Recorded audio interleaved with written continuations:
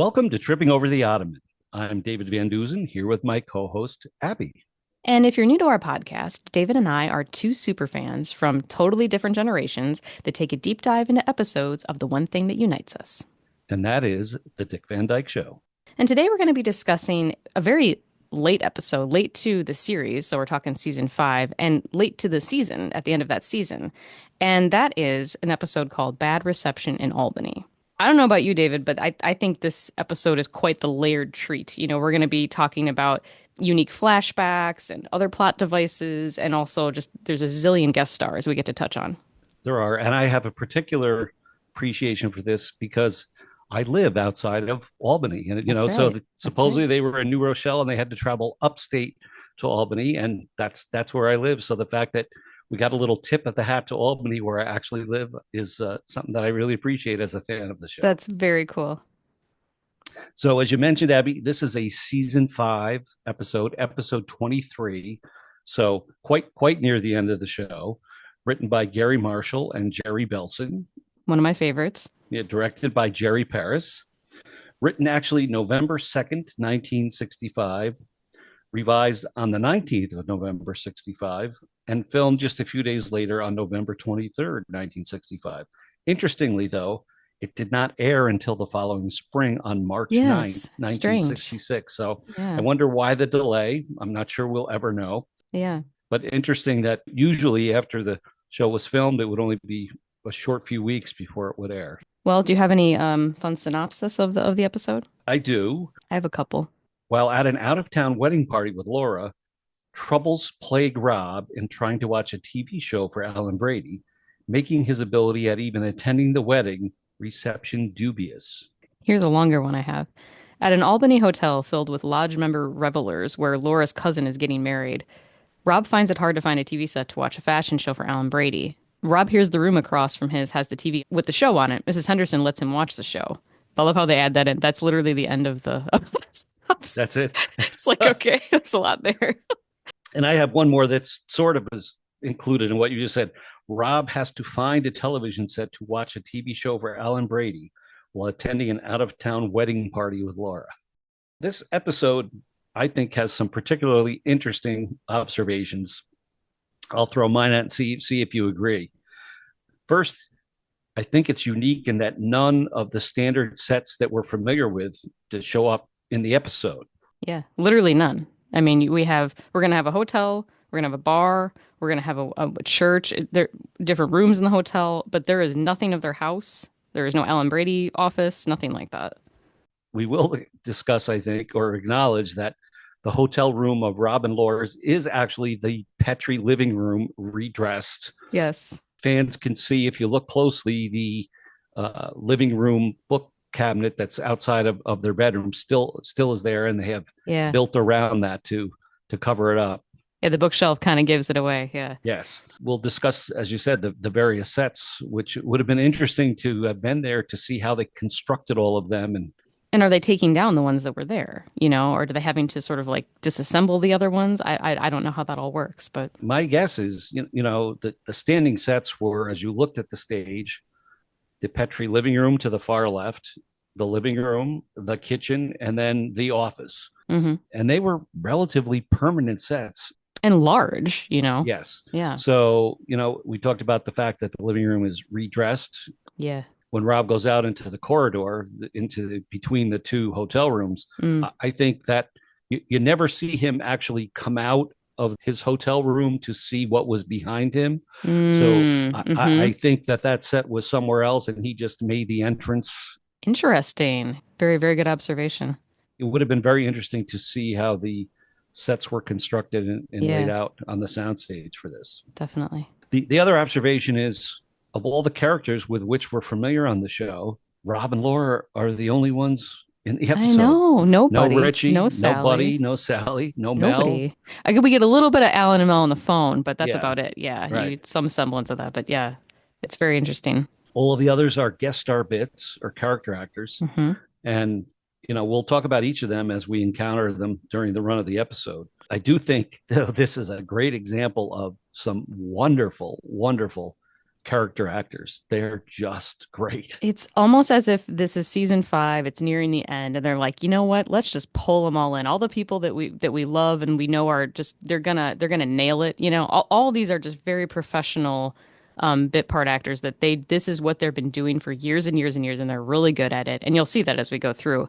And I think almost just like Carl and Shel, let's just put everybody in that we can. Let's give everybody their time, because all these people had a lot of, as you'll see, a couple of them have shown up before in the show, so they've established themselves with the production, and so I just think like it's a party at almost at the end. Like let's just get everybody in there. My final observation is that unlike most episodes, because of Carl's insistence, where there were no references to things of the day to date the show, in this episode there are many cultural references. We talk about Mickey Mantle. We talk about child actors. We talk about Bozo the Clown. It's a rare departure from limiting that almost in excess because there are so many references, which we'll touch on as we wade our way through the episode.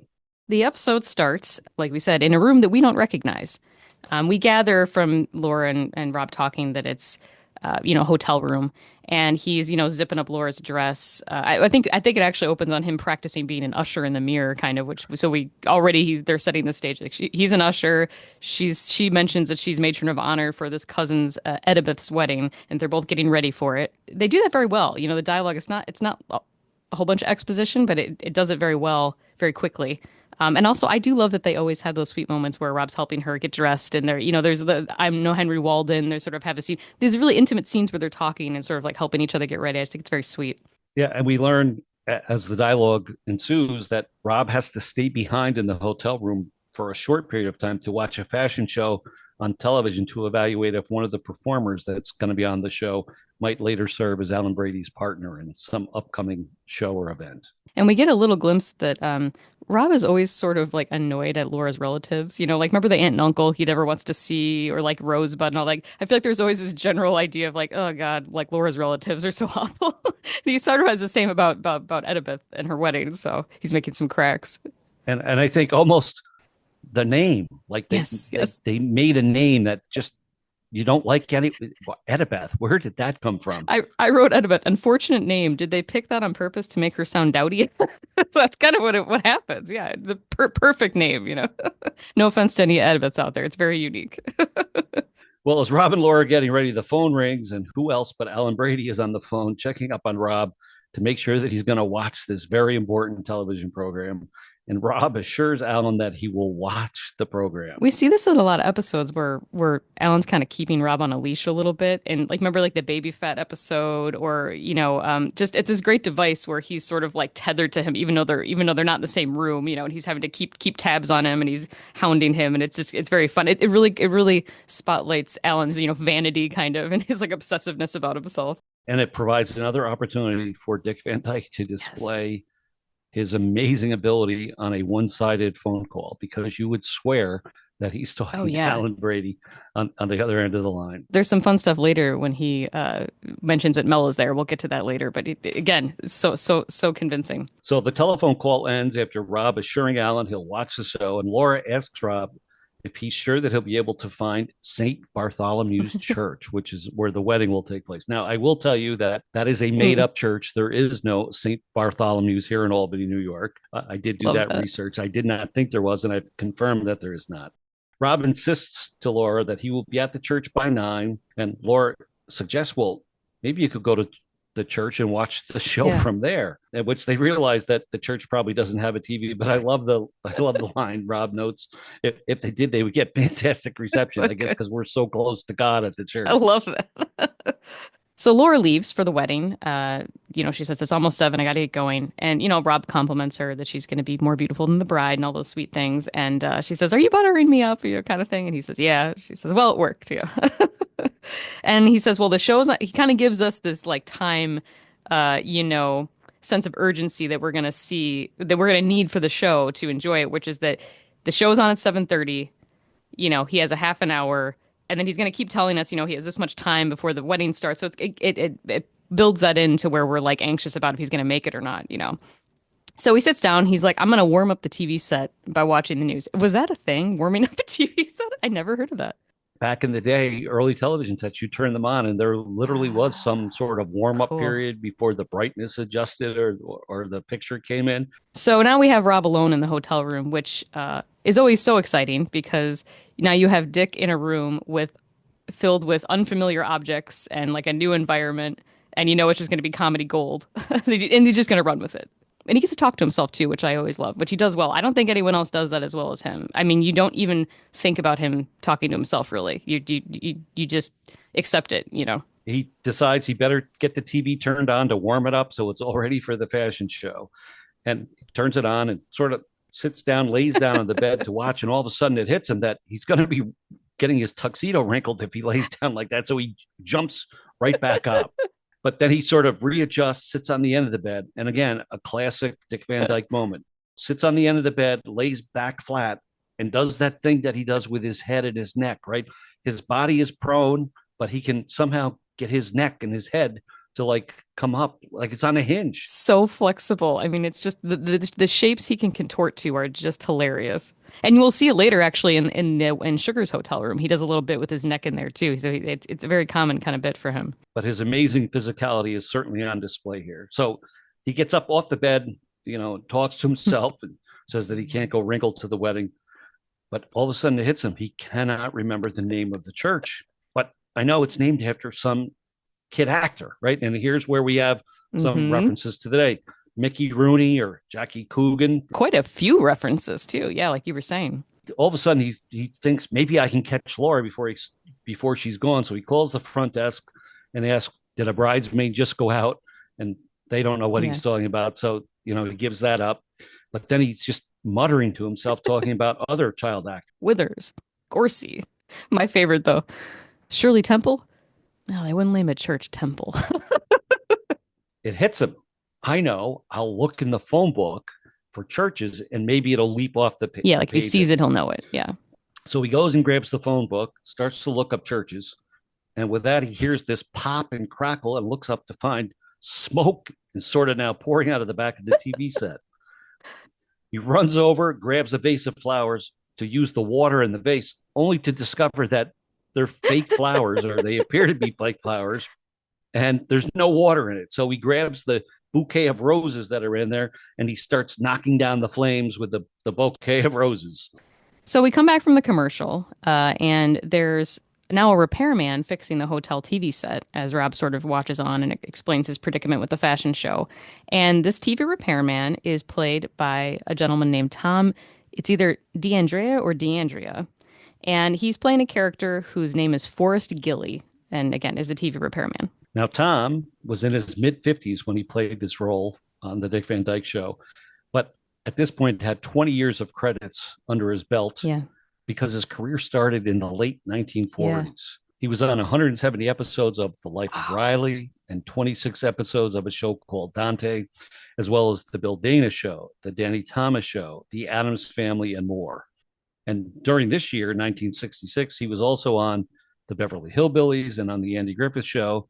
And in years following this was on Green Acres, My World, Welcome to It, and That Girl. Yeah, very prolific. Very interesting little tidbit to start, though. I read that his first job was at the Chicago Public Library and that he worked at the Sherman House Hotel in Chicago. And there he would make contacts with entertainers that were staying at the hotel. And that kind of led him into his work in Hollywood. That would have been like the late 30s, kind of. I think he started writing scripts as well. Creating some kind of little scripts for Jack Benny and things like that. And that's kind of how he worked himself in. But yeah, very cool. And he always kind of plays those ordinary kind of blue collar kind of guys, cab drivers, things like that. I think he plays that well. He brings a realism to it, So right off the bat, Forrest is in here slinging jokes, firing off zingers from the moment he starts speaking. Yeah, his character is incredibly funny. We'll talk about it. I have some favorite lines, actually, which we'll get to. I have a couple too, I think. So he's got some zingers to start, and one is that he says, hey, he's trying to tell Forrest what this predicament is. Hey, I have to watch this fashion show. It's really important. He goes, I can see that. You're wearing a tuxedo just to watch it. He says, class. You got class, right? Which, interestingly, was not a line written in the script. Right, yeah. But it got thrown in, and maybe he ad-libbed, and they just kept it. At this point, Forrest is beginning to poke around in the back of the set to try to figure out what's going on. And it dawns on Rob that he was in the middle of trying to remember what the church was. He declares to Forrest that he has to go look up a church. And again, Forrest remarks that he knows that the set's in bad shape, but that praying isn't going to help repair the set. We learn more about Forrest's demeanor because he says, I'm only funning. Which we're going to hear a few times in the episode. But that he's known around the hotel as Funny Forrest. is perfect. And there's always these characters, I feel like, that think they're like comedians, and Rob's around them and he's always sort of like, okay, yeah, I get it. Like and they're always trying to tell you how funny they are instead of just being funny, but I genuinely think he's funny. but I think there's some of that. Rob's like, okay, all right, you're a joker. We get it, In the script, but it didn't make it to the episode. Forrest remarks to Rob, ow, he says, as he's poking around the back of his head, you've got thorns in your set. And Rob says, oh yeah, I tried to beat the fire out with the roses. So he had grabbed the roses, right? And thorns ended up in the TV set. For whatever reason, that didn't make it to the final cut. Rob says, there was no water in the vase, and I thought the roses might smother the fire. Meantime, Forrest is being pricked by the thorns. Yeah. Funny how things get taken out. You think like, well, that was just extra, so I guess they figured it didn't matter. Maybe he had another funny line in there that he added in that took its place. So Rob finds the name of the church by looking in the phone book. He's reading down and he says, Freddie Bartholomew. And then you hear Forrest in the background. Did they make him a saint? It's just so good. So Rob says, are you funning again? And Forrest says, no, he actually made some good films or something. So I did look up child actor Freddie Bartholomew.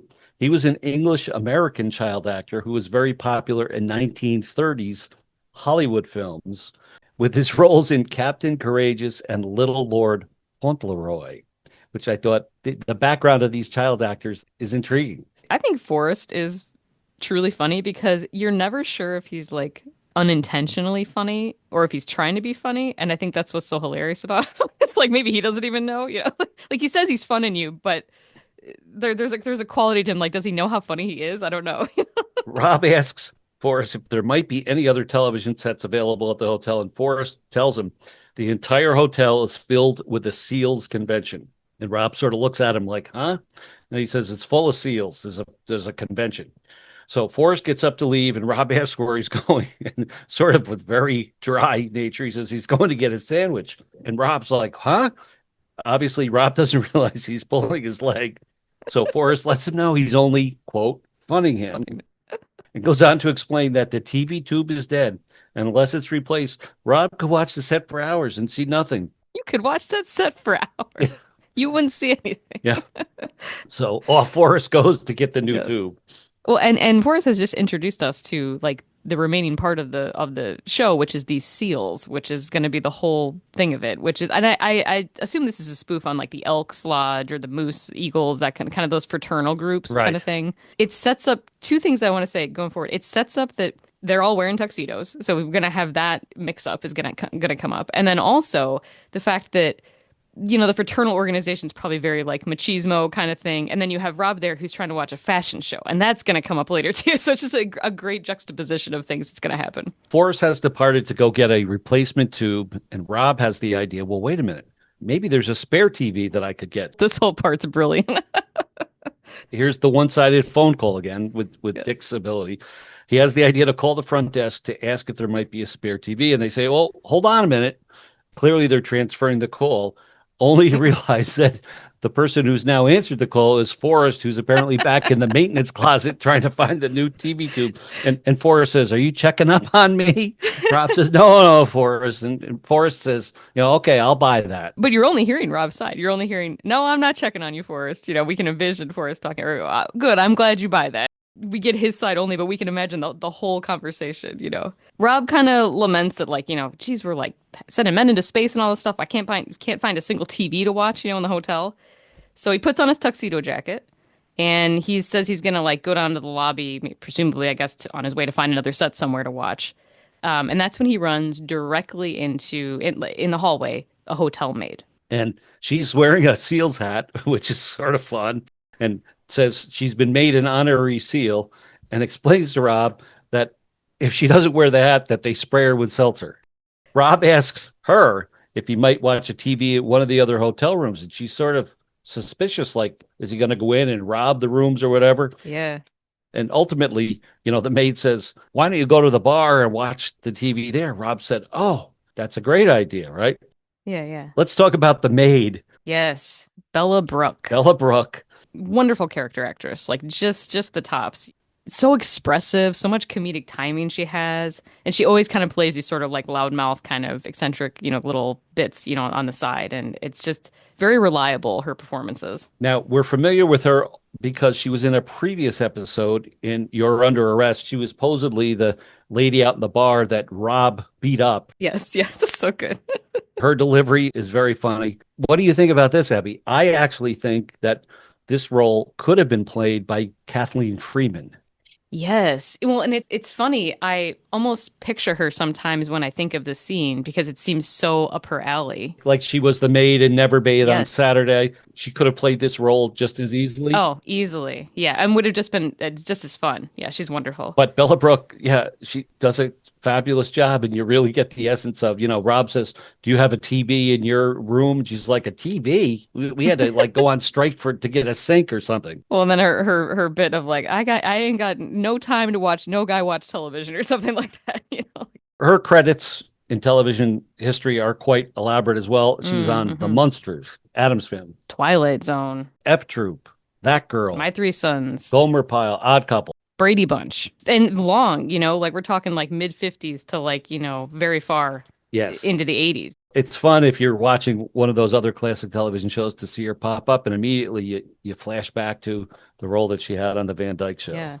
I have a very funny little tidbit to share about Bella Brooke, if you Yes. don't mind. No, go for it. There was a newspaper article. It says Bella Brooke, actress alive. Character actress Bella Brooke would like her friends to know that she was not the Bella Brooke listed in the death notices in last Saturday's Times. The similarity in names, she said, has caused her some embarrassment. Mrs. Brooke said she would like all casting directors to know that she is still in circulation. What year was that? Do you know? I had it written down. I don't know. I should look it up again. I didn't put it with the article, but yeah, it's great. That's a great story. Okay, I have another little article. It says, here's a woman of few words, Bella Brooke. Hollywood. Bella Brooke guesting on the Aristocratic Tate segment of Tammy, airing on ABC TV and Channel 34 Friday, says 9 words in the show. They consist of the same 3 words, said 3 different times. Miss Brooke actually enjoys small parts. She says, I've gotten some of my best reviews in roles where I didn't say a word, she recalled to series title star. I thought that was very cool. At her suggestion, Rob finds the hotel bar only to discover the TV is on. Unfortunately, it's not the fashion show that he wants to see.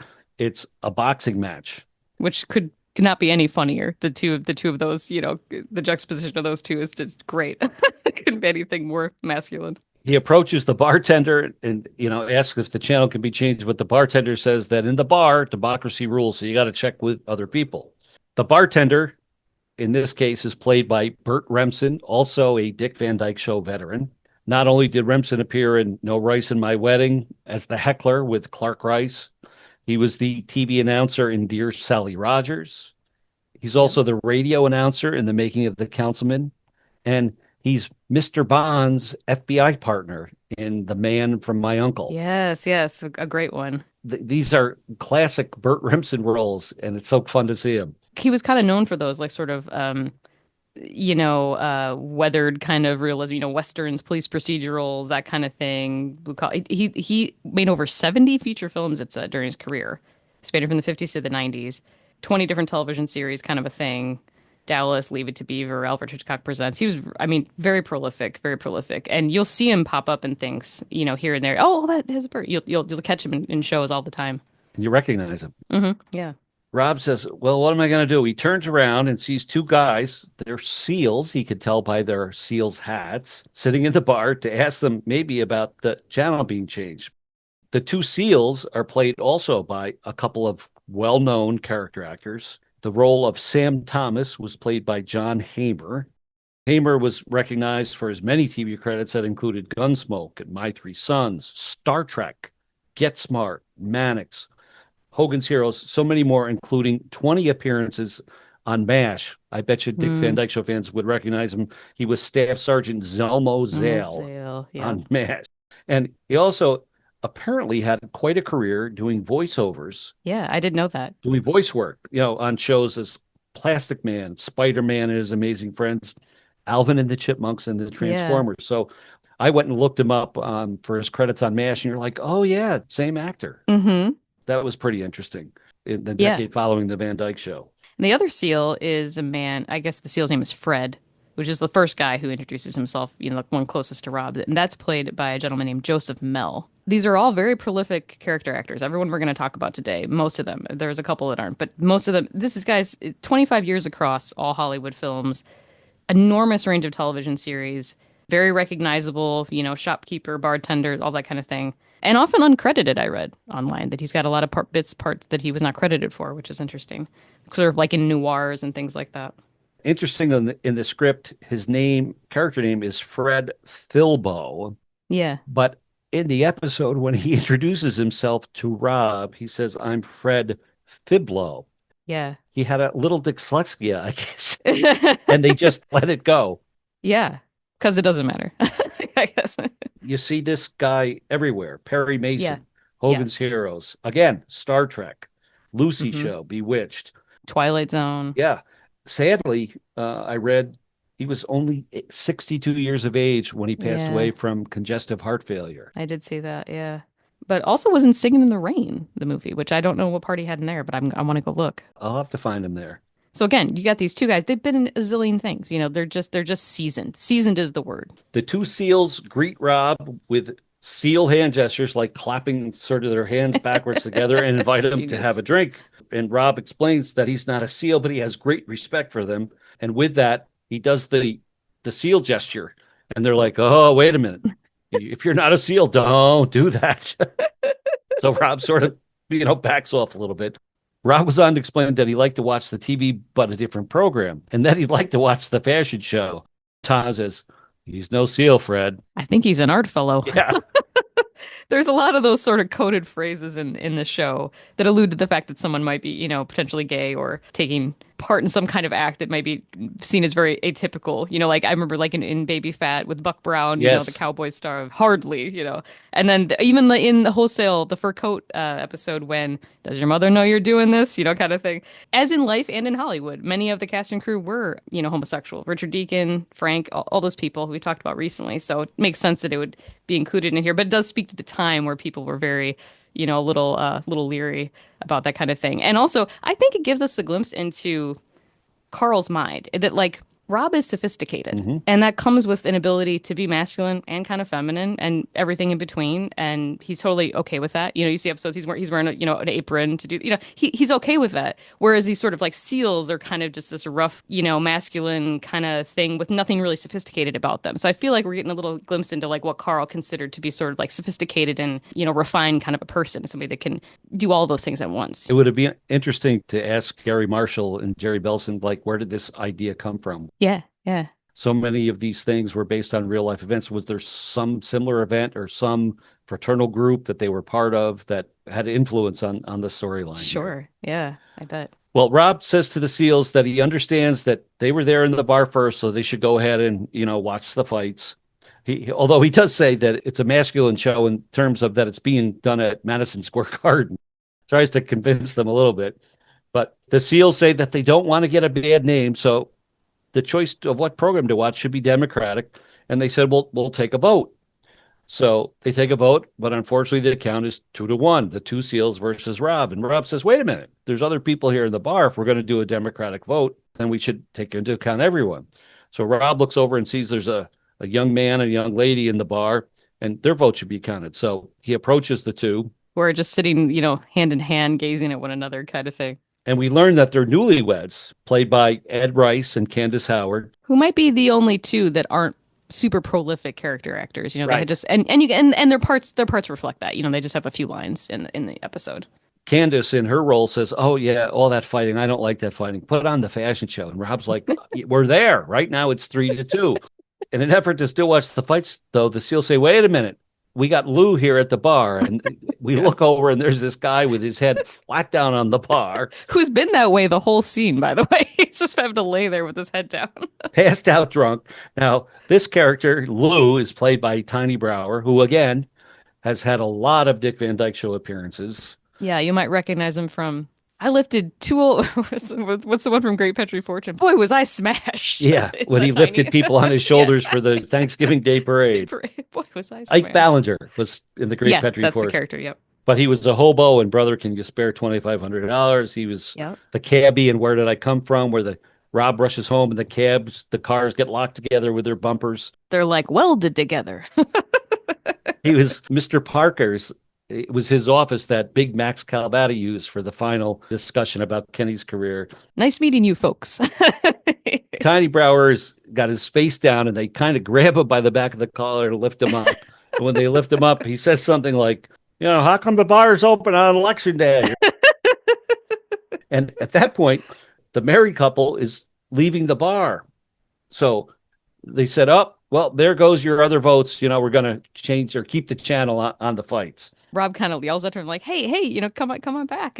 And the guy just turns around and says, it's our honeymoon, sort of in front of like Rob just kind of waves him off like, all right, fine, go ahead, kids, go have fun. But as they're exiting, in rushes his other SEAL. He comes running into the bar and he says, the whoopee session's about to start, right? Come on, guys. A one-liner and a brief appearance, but this is another appearance by the show's assistant director, John Shuley, who had just a few bit parts on the episodes along the way. How did that come to be, do you think, David? Like, is it like a money thing, or was it just like they needed somebody at the last minute, or was it just for fun? I never know, like why the AD would step in that and do a bit part. I'm having the impression that he enjoyed that sort of thing. I had interviewed his daughter, Cornell Chalet, who, of course, was a child actress on the Dick Van Dyke Show. And I think he did a lot of work in theater and other things. So maybe he had the acting bug a little bit. He just kind of enjoyed it. Yeah, that's cool. I could see that. John was in the episode where, Rob loses his job and he goes to the unemployment office and he's standing behind him in line, also trying to claim unemployment benefits. And then he was also the cameraman in A Day in the Life of Alan Brady. So he didn't have a lot of roles, but he did have those three. And here was one other opportunity. He was the role of Charlie in the script, who had one line. Yeah, I love how they give a name to someone with one line. Yeah. So the SEALs, they leave for their whoopee session, which is so funny. The grown men, doing this. The SEALs, they leave with the drunk guy. Tiny's out of there. Rob goes down. He's like, finally, everyone's gone. He's going to watch the TV. He's going to watch the fashion show. And the moment he sits down at the bar to watch, tells the bartender to, change it to the fashion show. A woman sits down at the piano in the bar and starts playing. And so Rob already kind of knows she's sitting down like, this isn't, she's going to have to play, isn't she? The bartender says, when the music starts, the TV set has to be off, union rules kind of thing. And Rob's like, oh my God. So I love the fact that it's sort of this dark corner, which as you're watching this scene, you don't really notice. But all of a sudden, when it's showtime, boom, hits the spotlight. She comes out and the organ starts to blare. And she has this big glissando to bring everybody's attention to it. And you're right. Rob's like, oh, no. Rob cannot believe what is happening and says, I'm out of here. So he heads for the exit, at which point the organist sort of says to him, what song would you like to hear? And he blurts out, who cares? And of course, she goes into singing the song, who cares? Didn't they do this? They did that bit in the Gunslinger episode, didn't they? With Millie? Who cares? Wasn't or Laura maybe? Wasn't there? That was I Don't Care. Oh, okay. Very similar. I Don't Care. Yes, Who Cares was a real song, a popular song composed by George Gershwin and Ira Gershwin for the 1931 Broadway musical of The I Sing. And actually, that was the first musical to win the Pulitzer Prize for drama. But we don't hear much of it in the episode. But in the script, Carl wrote out, or Gary and Jerry wrote out 3 or 4 lines, supposedly. So maybe she did more of it, and they just trimmed that down as they did the editing. Yeah, she did have a few more in the script. It's interesting that the song focuses on the theme that as long as two lovers care for each other, external issues like economic failures and public opinion do not matter. And I thought, that's sort of apropos for today's world, isn't it? Absolutely. I thought it was kind of crazy as I read a little bit more, did a little more research about that. Well, now we dissolved. So Rob leaves the bar. The music plays him out. It dissolves to what I think is a very interesting scene. I haven't gone back to the whole series and kind of looked for this idea, but basically we see 2 characters alone in a hotel room. We're going to open up a hotel room, a guy and a girl in a hotel room. We don't know who they are. We've never seen them. And none of the actual Dick Van Dyke cast is anywhere to be found. And this scene is like fairly long. I'm just a good few minutes. And I just think that's so interesting. I don't know if we've seen that before. And I feel like that maybe is a testament to the fact that the show is so good at this point and so seasoned. They can actually do that. They can take 3 or 4 minutes out and have a whole other scene without Rob, and it's carried because the plot's so good, the other acting is so good, and it carries it through. It doesn't matter, you know. But I can imagine someone turning on the TV into this and coming up into this scene and thinking like, well, what the heck is this? Like there's nobody on here. And, What show am I watching? what show am I watching? Yeah. It's not a set that we know, and it's not characters that we know. Yeah, very interesting. But so we're introduced to two characters who they are characters for sure. Yes. We have Wendell Henderson, and who we're gonna talk about, and then we have Sugar Henderson, his wife. Now, Sugar was played by actress Shannon Hale. Shannon's career actually began in the early 1960s and really picked up in the mid 60s, where she had roles on The Beverly Hillbillies, Donna Reed, My Favorite Martian, The Wild Wild West, I Dream of Jeannie, and Green Acres, but probably was most recognized for her time on The Red Skelton Hour, where she was like 40 appearances. 42 episodes. She sort of made her mark there, if you will. And and I haven't looked up the Red Skelton episodes. I wonder if I could find some on YouTube, but apparently she's known for her excellent like pantomime skills, which is interesting because Dick Van Dyke's also great at that. So I want to take a look and see if I can find some of those. That might be interesting. Yeah, we'll talk about more about Shannon in the subsequent scene, but let's talk a little bit about Wendell. What do you have on Wendell? Wendell was played by a gentleman named Robert Nichols.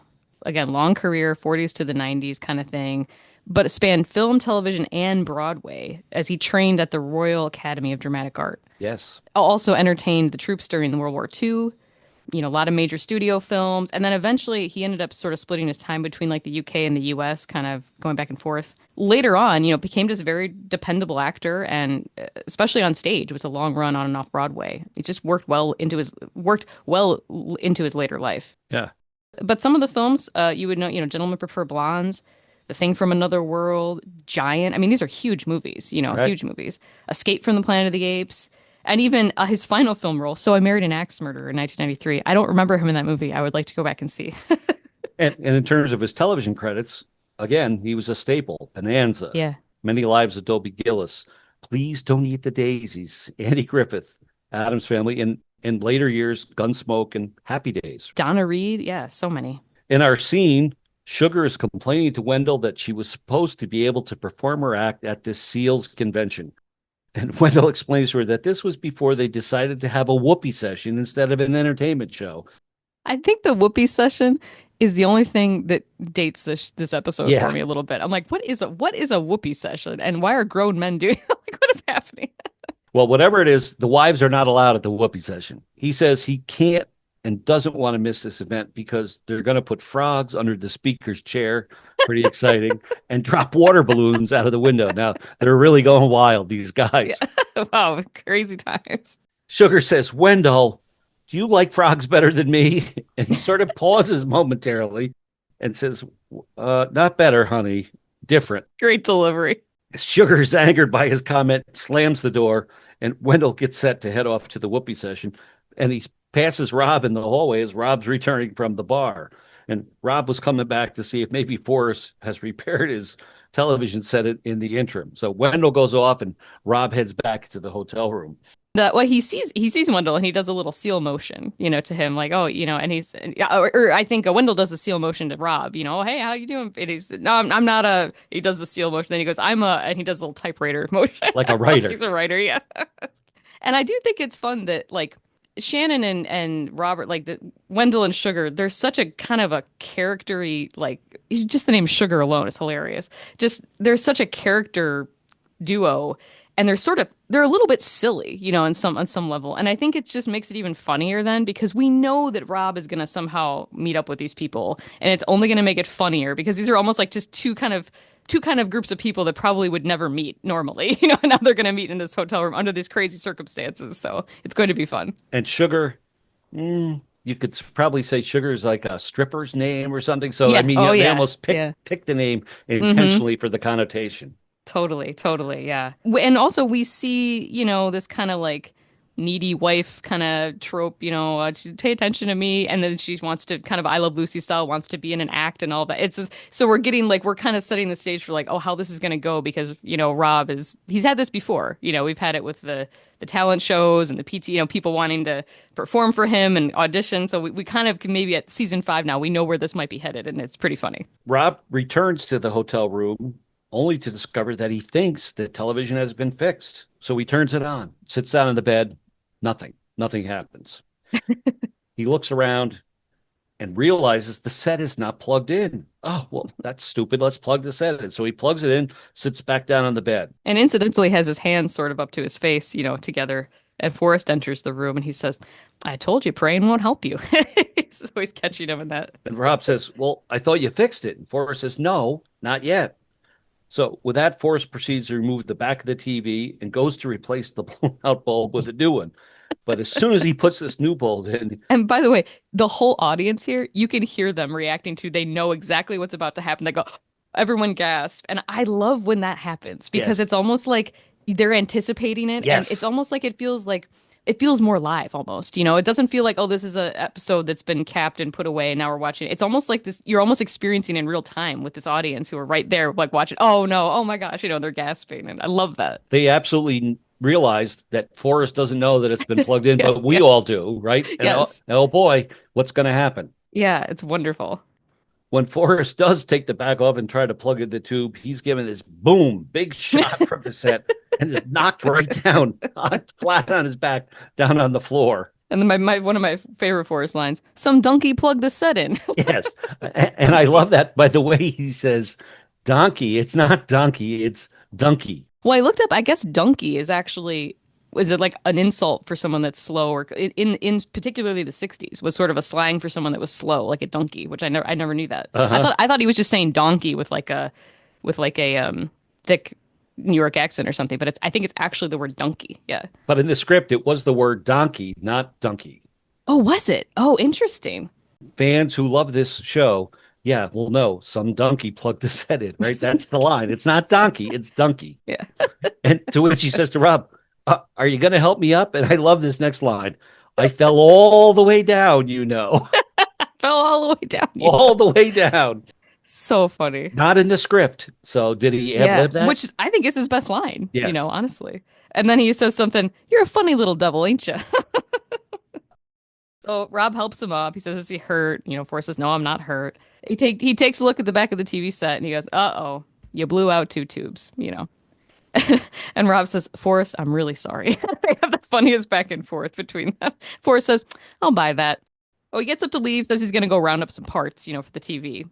And let's not forget now, see, if I put these 2 tubes in the set here, you could sit there all day. The set wouldn't work. He's doing his same bit. Yeah, reminding him about the state and Rob's that like, yep, they're in.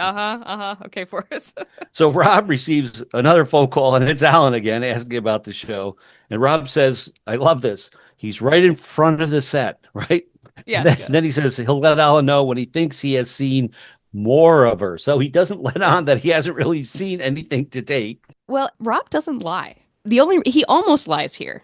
He doesn't lie almost in the entire show. I mean, he always is sort of like almost about to lie, but quite his good nature sets in. But here I feel like sometimes the only time he almost lies is when somebody is taking advantage of him a little bit, which is like, Alan is taking advantage of his time and his energy and all that. So he's thinking like, well, I gotta lie a little bit, but he doesn't actually directly lie. So he just says kind of it's in front of me. I didn't see much of her, and kind of plays it so he can get off the phone. But again, another great phone conversation though. Yes. Here we have.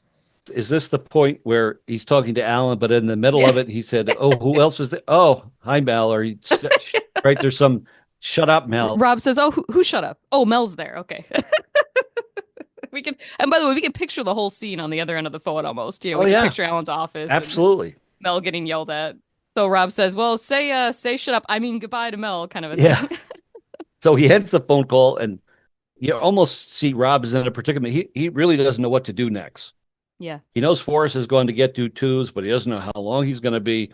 So he leaves his room, sort of, I guess, to try to figure out what he's going to do, only to hear in the room across the hall the fashion show playing on the TV. Now, do we know that this is Sugar's hotel room yet? Have we made the connection at this point? I can't remember. I think we saw Wendell right? leave. They Okay. exited that Oh, that's hotel right. room. That's right. Because he left and talked to Rob. Yeah. So he saw him. Rob's like, "Oh my gosh, I hear it." So you could see some hesitance, but he ends up going and giving a good rap on the door and knocking on the door. And Sugar opens the door and he says, "Hi, I'm your next door neighbor." And he proceeds to explain to Sugar that his television set is broken, that he could hear her on her set, that she was watching the show. And she says, "Oh, is it too loud?" And he said, "No, no, no. It's just that I need to watch the show and I'm a television writer." And as soon as Rob says he's a Yeah. television writer, Sugar sort of snaps into like, Yep. "Oh my gosh, Perks up. here's my ticket to show business." Sugar realizes Rob could help her and immediately invites him in. I mean, he's always becoming this unwitting point of access for all these aspiring performers, Yes. that they're like, oh, yes, now I'm in. But he's in and she closes the door and he's very uneasy about the fact that now she's closed the door and he's Yep. a married man in this room, Yep. hotel room with his woman. And he immediately opens the door back in and the scene closes to end and we head to commercial. This is the weirdest part of the episode in that we get something very unique here. The episode cuts completely to another scene entirely, different set even, in the future. So it's almost like a reverse flashback kind of in a way. Flash forward. Flash forward, yeah. Because, a lot of the times we see at the beginning of the episode, the whole show is the flashback, and this one's just really interesting because we get to almost work backwards. They show you what happened, and you're like, well, how did he get there? I know where he was here, and I know where he's at the end. What's this middle part? What happened in there, and who did he meet, and how did it go? So, which is just a really fabulous device, because the whole time you're trying to imagine what took place. And so we open up, we're at the wedding, at the church, Edith's wedding, presumably. It's after the wedding, so she's Oedipus there kissing everyone in her bridal gown. Oh, thanks for coming. Kind of a receiving line type situation. They're heading out of the church apparently on their way to the reception. And here we meet Oedipus, who is the cousin. She's played by Lorraine Bendix. Again, huge career in television and film and broadcasting and theater, all kinds of things. She was actually, when we were talking about The Life of Riley before, who were we talking about that was in that? Tom D'Andrea was in the Yeah, Life Tom of Riley. D'Andrea. The actor he was in Life of Riley, he was acting with William Bendix, which is actually Lorraine's father. Yeah. So there's this kind of weird, world of Hollywood kind of overlapping there. The connections between, yes, these different generations and different shows, all blending together. Lorraine made 5 appearances herself on the Life of Riley show with her father. She was also on Green Acres, Beverly Hillbillies, Petticoat Junction. I also found she was credited with a stunt credit in the movie Earthquake in 1974. Interesting. I have no idea what would it be, stunt in Earthquake. Yeah. Huh. Sadly, she passed away very young at age 57. I read a couple of strange articles. If you've read about she faced some long-term health challenges with her weight. There was a June 1960 newspaper article that says that she experienced severe weight gain attributed to compulsive eating. Wow. Increasing from approximately 118 pounds to over 300 pounds. I love how this was in the news, as this person's disorder is now being she's struggling with an issue, right? Jeez, But anyway, so she sought, treatment at the Rancho La Puerta Spa and all these things, but struggled with obesity the remainder of her life, which was interesting. Another interesting bit was that she moved to Arizona later in life and became this sort of well-known local TV personality on their local station, where she would do these sort of cooking shows and stuff like that.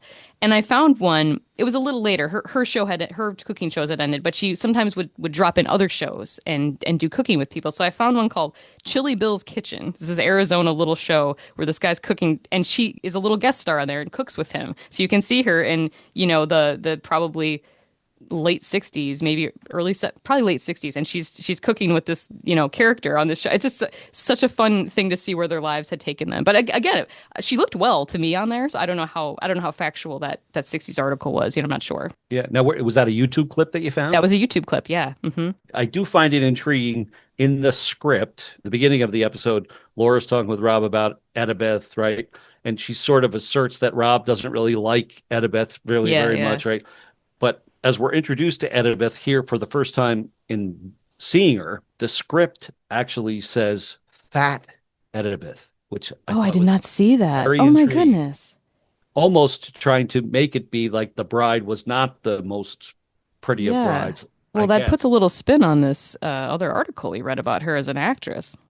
Oh my goodness. Yeah. Well, and we see that that's something that they're, we're not conscious of that at all. So yeah. It's interesting. You said that article was what, 1960?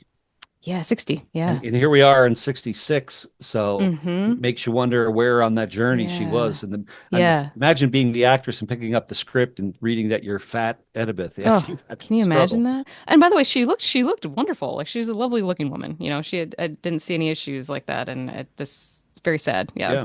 Well, the wedding guests, as we said, are exiting the chapel, headed to the reception. And all of a sudden, the camera sort of pans across, and we see Laura, who is clearly upset. She plays upset so well, you know. And closely behind her is Rob. But as we see Rob, he's now dressed in this very odd, I'll call it furry tuxedo, and his pants are way too short. Like a foot too short, you know. And clearly, this jacket has something like over the pocket, which you can't see Yeah, some initially. emblem or something. Yeah. And the arms are too short too. The arms are like 6 inches too short on the And jacket. a white carnation. Just a whole get up. And Laura says, I have never been so humiliated my whole life. The first line though, he says, honey, and she says, go away. So Rob explains that his tuxedo was ruined and he had to borrow one. And Laura says, from Bozo the Clown, why are you wearing a hairy tuxedo? And the way that she says, going back a little bit, when she says, I was never been so humiliated in my whole life. You were saying she says that. She also says that when she gets stood up at the altar in the flashback episodes, when they're going to get married in the chapel, then he gets, cold feet kind of a thing and has to. She also says the same exact line, and she's dressed like a wedding, and they're in a chapel. It's very interesting. Like Yeah. I guess that's just a very humiliating ordeal, I suppose, as being, in those big moments in life, weddings and things like that, and having someone humiliate you is pretty bad, I suppose. And then the way she says that you had to come in that suit, the way she says in that suit, it's just so funny. She's just so amazing at what words she chooses to emphasize. And Rob explains that he had to borrow Wendell's tux. Like she knows who Wendell is. She has no Yeah. idea, right? And that he was a seal, a bull seal. And she's sort of looking at him like, huh? Rob says, well, did you get my message? He said, I called here and got some altar boy. Laura says, I got no message. I love this line. Rob says, huh? If you can't trust an altar boy, who can you trust? Well, and we do get this hilarious thing that Rob often does, and that when he's like trying to explain something, a story to somebody that wasn't there, he often just starts saying things that happen and introducing people we don't know, and it's like you can tell he knows what he's talking about, but we're all confused, just as Laura is. And kind of like when he gets put in jail and he's like trying to figure out the line of thinking of like the note on the door from the babysitter and how did it get there, and he's sort of going down this path, and Laura's like, "What are you doing? Yes. Let's figure this out." So it's a lot of those, or the Big Irving when he tried to figure out if he had a Big Irving or another thing when he loses the script. It's just he's always sort of gets hung up on these details, and Laura's just like, like just explain it. So, but it's fun because we've seen Wendell and Sugar, and we've Yes. seen Rob, but we have not seen them really meet other than that little bit. So now we know. Ooh, they've all met. Okay. Oh, I guess we have seen Sugar meet. We have seen him meet Sugar. That's Yes. right. Right. We have not seen him meet Wendell. So he's Right. mentioning his name, and we're like, okay, so they met somehow. Yes. Interesting. Okay. Laura goes on to say, my tombstone will read Laura Petrie died from embarrassment. And she says, Rob, even Reverend Dorman is upset. No one will ever forgive you. And Rob says, Reverend Dorman has to forgive me. Laura's like, okay, just keep clowning, keep clowning. And Rob says, I am not clowning. And as he does that, he sort of hits his arms against the jacket. And with that, the movement causes the carnation on his tuxedo to spray this stream of water right into Laura's face. As if things could get any worse. As the viewer, we don't expect that at all. No, it's a tremendous bit of business because we can see the hand that he slams down on the side of his jacket is actually not doing anything. It's just to show us that he's doing something, but he actually, in his hand is in his other pocket on the other side, and it's squeezing the thing that shoots the water out of the carnation. So it's this incredible thing where he has to act, squeeze the one hand, move the other one, point the carnation. There's a whole bit going on, and I'm always so amazed that he can do it all like that. So he says to Laura, I know you're upset. And this is a great line. Laura says, I never could fool you, could I? Rob pleads with her, please sit down so that I can explain about the unusual night that I've had. Laura sort of, concedes it, and they sit down. And with that, we now flash back to the hotel room so it can be revealed what has transpired in the interim. As it's dissolving to that flashback, Rob says something, well, if it hadn't been for Sugar. And I remember watching one time Mary Tyler Moore interview where she says that They told her they wanted, Laura to be a very jealous character, that if there was another, woman that was flirting with Rob or something like that, she would be very jealous. And she changed it to be, if there's another woman even in the room or a mention of a woman, she's jealous. And I feel like that's what she does. Is she says sugar, like she's immediately cued into like, what's this name? And who's this girl? Why were you with her? Within 2 seconds of saying it. And again, the name Sugar is Yes. perfect to Yes, help set the perfect. scene. So we flash back to the hotel room. Rob has come in. Sugar's closed the door. Rob has quickly opened the door. That's where we last saw them, right? Rob sort of goes over and sits on the bed, and Sugar sits down next to him. Well, immediately Rob is uncomfortable and he moves to a chair on the other side of the television. But it's sort of turned at this odd angle, and he has to like twist his whole body and contort his neck to try to see the TV screen. His head's at like 90 degrees. Of course, he makes it so funny. Sugar sort of starts flitting around him, kind of giving her little spiel about, oh, I've tried to make it in television, and I heard it's rough until you know somebody. Well, I guess I know someone now, kind of thing. She's just sort of trying to, kind of get Robin on it to like maybe I can get him to watch my act. Rob says, I don't hire. I'm just a writer. But Sugar still sees this as a great opportunity to present herself, and tells Rob, feel free to watch as long as you like. Well, and in the original script, there's a little bit more. She introduces herself a little bit more in the original script. She says, I'm a singer. Back home, they call me Sugar Henderson, the sweetest voice in Terre Haute? I don't know what that is. I've sung all my life. As a kid, I was the runner-up in the contest for the best Shirley Temple imitation. She says, I got beat out by Harry Johnson. He's a big choreographer on Broadway now. Do you know him? So there's a whole bit of her life story in there that we didn't get, which I thought was really fun. Yeah, Terre Haute, Indiana is a city in Okay. Indiana. She's talking about her roots, apparently, right? So fun. And her career back there. Sugar sees the opportunity that she might be able to do it, so she excuses herself, I think, saying, I'm going to take out my curlers or something like that, while Rob is watching the television. With her departure, Rob takes advantage of the opportunity to turn the chair around, and at least put it in front of the TV, and you could almost see him like, oh, my neck is killing me.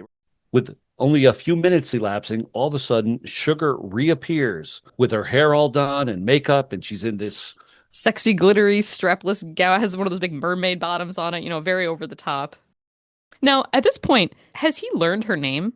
Because when she comes out of the room, he says, Mrs. Henderson? And I don't know that she's said her name to him the whole time. I don't think that she has. I think we know that she's Sugar, but I don't think he does yet. I don't think that he does, yeah. So with that, she announces herself, presenting Sugar Henderson and her fabulous hanky panky. She does. That's the brass. That's my favorite line. Ba, ba, ba, ba, right? Yeah. And she says that she wants to perform a number. And he says, yeah, Mrs. Henderson, I need to watch the set. And Sugar yields. And she says, okay, well, you can watch, but you don't have to listen. And she sort of turns down the television. She says, I'm going to do my fabulous hanky panky. Yes. And Rob says, hanky panky? He's getting kind of nervous, like, doesn't sound good. And then she says, well, that's what I call my act, because I use this long hanky. And when I sing, I panky it. So she's got it, showing him all her moves. So she starts her number, give me a little kiss, will ya? And then with this, she's spinning the handkerchief forward. And he's getting nervous every second more, just more and more nervous. Yeah, he almost is like not looking at her, looking straight ahead. And he says, this is the part I'm supposed to watch. And she looks at the TV and she said, that's a shaving commercial. And Rob says, well, Mickey Mantle looks good, doesn't he? Again, another reference, yeah. Diverting the attention, though, away from her. So she continues. She's panking him from all sides, going around and wrapping him up in it. He says, look at that guy shave. It's a great Rob is getting more and more uncomfortable. She finally goes and turns the television off and says, what's wrong with me? I am a full-grown woman, No one pays attention to me, kind of thing. To which Rob says, and I'm a full-grown married man. Doesn't stop Sugar in the least. She continues her act. She says, this is where I hanky my panky. She continues to sing and wraps her hanky around Rob's neck. Yeah, she's almost like, strangling him with the scarf, And sits down on the arm of the chair, sort of next to him. And she says, this is where I wrap myself up with the customer. And he's stuck now. Rob has a hard time speaking up for himself. And it gets him in a lot of trouble because he's such a nice guy. With that, the door opens. And the chambermaid who we saw earlier enters the hotel room with the fresh towels. Whoops. Yeah, whoops. And she says, look, I scrub floors, I turn down beds, and I keep my mouth shut. And then she sort of looks right at Rob and she says, best line. You did pretty good in the bar, didn't you, Ace? Love that line. This, again, to me, is a throwback to Kathleen Freeman in Never Bathe on Saturday, right? I think she called him Ace. Yeah, she does call him Ace in that. Yeah, that's right. Yeah. And with that, Bella Brooke closes the door behind her and away she goes. That maid entering put Rob over the edge now. Now he's realizing he's in hot water. He's like, all right, someone came in and saw us. Like, this isn't good, you know? And so he says, I better get out of here before someone else comes in. So he gets up to leave. He's trying to get the scarf off of him. And in walks Wendell. Yes, he does. And hilarious, too, because he's wearing that stupid hat and then the bag of frogs. And it's just such a great, like, entrance. He's holding the frogs. Wendell says, what's this? And Rob says, I was just watching a little television. And Wendell says, with the set off? And then Wendell says a line that I to this day I find hilarious. He says, well, I even came back early to be with you, sugar. And I even brought us a frog to have our own fun. I'm like, what were they going to do with this frog? Like, wow, sounds like a crazy night. You know? But Wendell takes the bag with the frog in it and drops it on the chair that Rob had been previously sitting in. And Rob tries to leave. He's just trying to get out of there as best he can. Yeah, you know, y'all leave you guys alone. I got to get out of there. I got to get to a wedding kind of thing. And Wendell's like, no, not so fast. You know, like you were here with my wife. Rob's trying to get out. And when he turns around, Wendell grabs his lapel, right? Rips it off of his jacket. Right. Rob says nothing was going on. I was just sitting there watching television. With that, he sort of moves back across the room and sits back in the chair where he is previously there. He says, what am I sitting on? You killed my frogs, right? Rob jumps up, and with that, the frog inside of the paper bag starts to jump, and the bag sort of hops off the chair and heads across the room. And this is where Rob sort of chases it across toward the food service cart, right? And knocks into the cart and tips that over, and the frog is on the floor. And she doesn't know what to do. And she said, I can't live like this, Wendell. And with that, she stomps her feet and apparently also steps on the frog. And Wendell's like, you've killed the frog. You've really stepped on the frog. And like this gag is kind of goofy. Like there's no way a frog could be jumping in a bag like 4 inches into the air. It's right. A little silly, but I feel like their two characters are so silly. It actually just kind of works. You just like, whatever, they're in their weird, silly world, and like it doesn't really matter. But there's like a little bit where I'm like, could that have been done a little better? It's still really fun. Fortunately for me, many years ago, I had the opportunity to interview Shannon, and I have to say she was just a delightful lady. Loved chatting about her time on the Dick Van Dyke Show, working with Dick, and she shared some great memories that we'd like to share with you now. It was a lovely experience because Dick was a lovely person, and so far I have never heard anyone say anything other than that about him all these decades. And so, of course, it was a lovely experience, and my scenes were basically with him. It was very nice because I had come out from New York and hadn't been here a long time. I'd done a play with Jack Albertson, and the people from the Red Skelton show saw me, and they asked me to do a couple shows, and then I got the chance to do the Dick Van Dyke Show, and it was,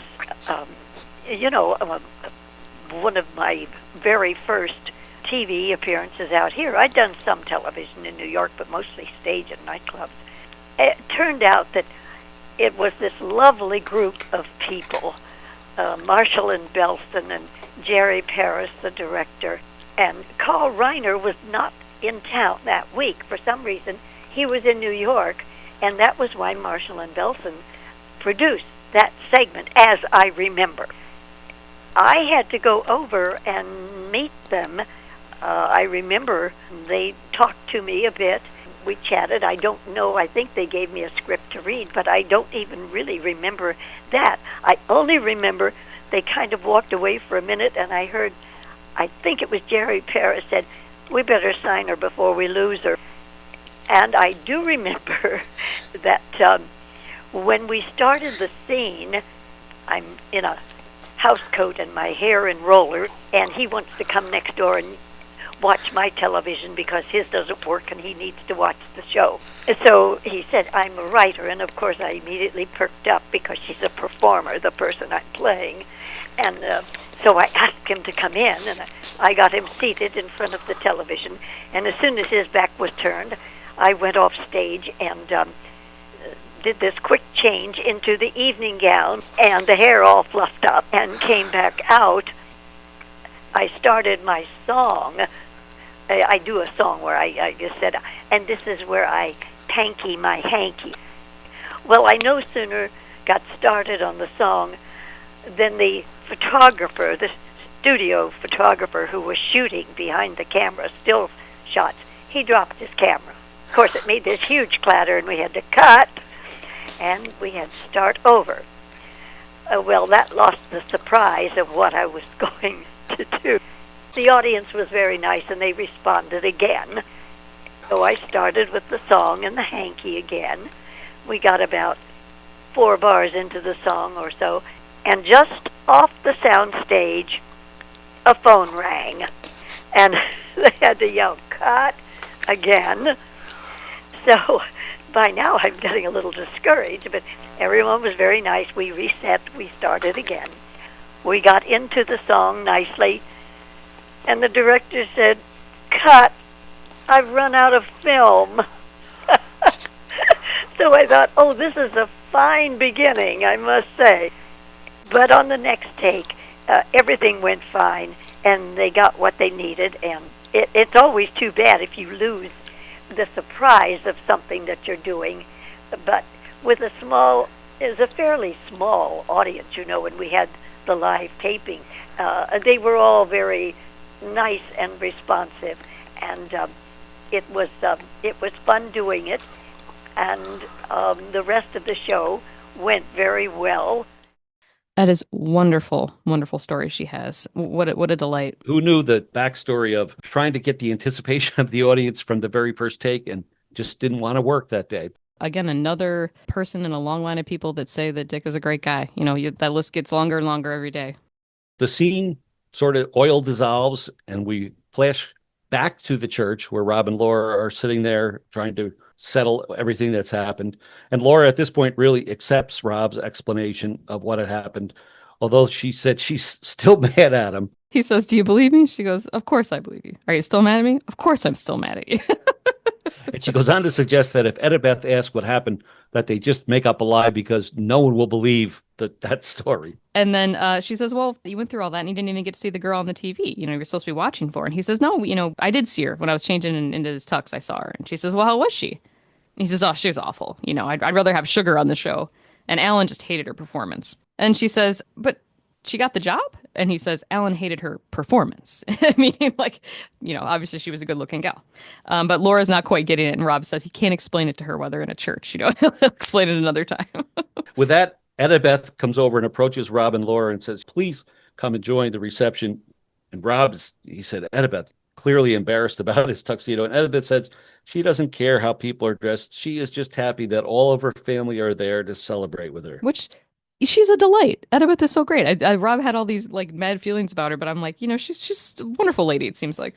And I liked the line, "Oh, Robbie." Yeah, I was noting that too. "Oh, Robbie, I'm so happy." Like there's this informality because of family or whatever. I love that. Yeah. And I don't know that anyone else calls him Robbie much in this show. I guess like Robbie baby, that kind of thing. But yeah, that was very unique. I thought, what a sweet touch, Edibeth is sort of exuberant and inviting them to join the reception, and as she's expressing her enthusiasm, Rob's carnation lets go again and shoots a water stream. Boom! Right into her mouth. Yeah, she does it so good. I don't know how the aim, but literally right into her mouth. It almost chokes her. Literally. It's great. And with that, the scene goes to commercial. It's hysterical. So then we come back to, we're back in the hotel room again with Rob and Laura. This time we're in the present. They're coming back from the wedding. All the seals in the hallway are yelling at him because he's in Wendell's seal suit, with the furry lapels and all of that. So they're all making, they're making the seal noise. And he says, I'm not a seal. I just look like one, kind of thing. As they enter the room, Laura discovers there's a note on the television. And Laura says, "Oh, we have a note." So Rob reads it aloud. And it says, "She's all fixed up. No funning." There we go to that reference again. "You can see all the way to Miami. Signed Funny Forrest." He tells Laura to turn it on. He wants to watch a good movie. So she turns it on, and pop, the set starts again with "Spoke Out the Back." His TV cannot catch a break. And I love the next line. "Rob, oh no, a rerun." It's great. Now, in the original script, he says something else there. Did you notice that? I thought he said rerun, no? They don't do the flowers thing at all. It dissolves on them reaching for the flower vase. But in the one we see, Laura gets the flowers and puts the water on it, and there's no water. And Rob says, "Never mind, I'll get it." And, starts dousing it with the thing. And in the original script, it says she turns the set on and a puff of smoke comes out. Laura says, "Rob, look." And Rob says, "Why? I already saw it." And then they head for the roses as we fade out. So it's just a little bit different. But I think the rerun line was a big improvement. Yes, the rerun. And like you say, Laura reaches for the vase of flowers to put out. And Rob says, no, I'll get it. So he comes over and he sort of does a dance with his carnation. Yeah, carnation's like its own character. Yeah, this was just a delightful. Well, and with that, the episode concludes. And what a unique, interesting episode. The flashback, working your way back from the flashback to what happened, just wonderful. Such a fun device. Major guest star spotlights on so many people. I think that the show is so well loved and so seasoned at this point. I just think that they were just guest spotlights on people that they loved and wanted to work with and had a good time with. And, and I'm sure it helped too, because, when you get into season 5, some plots, it's hard to not have repeating plots. It's hard to come up with new stories. And this, helps it by having all these different sort of like bits and characters and little scenes in it. I mean, it really makes it fresh feeling. We also get to see Rob fumbling through his explanations, mentioning people we haven't seen yet, kind of talking crazy kind of thing. And it's just, that's always a treat. I always love that. And we also get to see him being a goof and a klutz like he always is, and kind of naive and all the wonderful things that we love in Rob, It's wonderful. We hope you've enjoyed today's look back at bad reception in Albany. And if you'd like to be notified when our new episodes are released, just feel free to subscribe to our Tripping Over the Ottoman channel on YouTube. And also our podcast is available on all the other major streaming platforms. And our membership continues to grow. We get new subscribers, which we're very pleased about. Yes, thank you for listening. Tell another Dick Van Dyke Show fan to come and join our community. We value your comments, your questions, and your contributions to our discussions surrounding the show. And you can always feel free to leave feedback on the YouTube channel or send us an email at trippingovertheottoman@gmail.com. And we like to see that subject of Box 7030. We always know we have a nice comment coming. For today, I'm David. And I'm Abby. And thanks for tripping over the Ottoman with us. We'll see you next time.